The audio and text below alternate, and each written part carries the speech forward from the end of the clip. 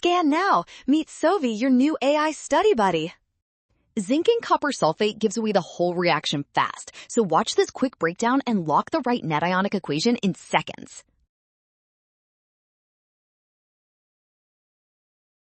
Zinc is reacting in CuSO4 and the brown solid plus the blue solution disappearing tell us copper metal formed, while Cu2 plus ions were removed from solution, which matters most. Next, zinc loses electrons, so it is oxidized to Zn2+, while copper ions gain those electrons and become Cu solid, which matches the observed color change perfectly. Since sulfate stays unchanged, it is just a spectator ion, so the balanced equation showing only reacting in produced species is option C.